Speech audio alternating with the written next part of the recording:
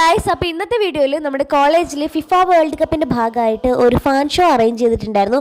അപ്പം അതിൻ്റെ പരിപാടികളും കാര്യങ്ങളും ഒക്കെ നമുക്ക് കാണാം. പരിപാടി കഴിഞ്ഞിട്ട് ഇപ്പോൾ കുറച്ച് ദിവസം ആയിട്ടുണ്ടായിരുന്നു, പക്ഷേ ഇപ്പോഴാണ് ഇടാനും എടുക്കാനും ഒക്കെ ഉള്ള നേരം കിട്ടിയത്. അങ്ങനെ നമ്മൾ എല്ലാവരും നമ്മുടെ കോസ്റ്റ്യൂമിൽ നേരെ പരിപാടിക്കായിട്ട് പോവാണ്. മെയിൻ ലക്ഷ്യം ഫോട്ടോ എടുക്കുക എന്നുള്ളത് മാത്രമാണ്. കാരണം നമുക്കൊക്കെ എക്സാം ആയതുകൊണ്ട് അവിടെ ഫുൾ ടൈം നിന്ന് എൻജോയ് ചെയ്യാനുള്ള ഒരു മനസ്സ് നമുക്കുണ്ടായിരുന്നില്ല. അതുകൊണ്ട് നേരെ പോയി നമ്മൾ ജേഴ്സി ഒക്കെ ഒപ്പിച്ചിട്ട് നമ്മൾ ഈ പരിപാടിക്കായിട്ട് പോവാണ്.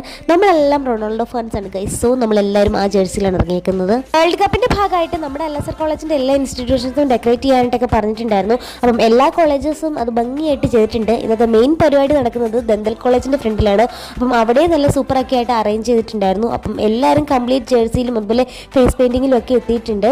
അറ്റ് എ ടൈം നമ്മുടെ കോളേജിൻ്റെ ടർഫിലാണെങ്കിൽ എല്ലാ ഇൻസ്റ്റിറ്റ്യൂഷൻസിലെയും പ്രിൻസിപ്പൽമാരും അതുപോലെ സ്റ്റുഡൻസും തമ്മിലുള്ള ഫുട്ബോൾ മാച്ചൊക്കെ നടന്നുകൊണ്ടിരിക്കുകയായിരുന്നു. നമ്മളിവിടെ നിന്ന് ഫോട്ടോയിൽ എടുത്തുകൊണ്ട് നിന്നുകൊണ്ട് അതങ്ങനെ കാണാനായിട്ടുള്ള സമയം നമുക്ക് കിട്ടിയിട്ടുണ്ടായിരുന്നില്ല. അങ്ങനെ മാച്ചൊക്കെ കഴിഞ്ഞ് നമ്മുടെ ബാക്കി സ്റ്റുഡൻസ് എല്ലാവരും നമ്മുടെ ഈ പ്രോഗ്രാം നടക്കുന്ന സ്ഥലത്തേക്ക് വന്നിട്ടുണ്ടായിരുന്നു. സ്റ്റേജിൽ നമ്മുടെ പ്രോഗ്രാം സ്റ്റാർട്ട് ചെയ്യാനായിട്ട് പോവാണ്. അപ്പോൾ ആരെ പരിപാടിക്ക് വരുന്നതെന്ന് ഞാൻ പറയാം. കണ്ടു ഗൈസ്, ഈ ക്രീ ആണെങ്കിൽ ബ്രസീൽ ഫാനാണ്, എന്നിട്ടാണെങ്കിൽ പോർച്ചുഗലിൻ്റെ കിട്ടിയ ജേഴ്സി ഇട്ടുകൊണ്ട് വന്നേക്കുവാണ്.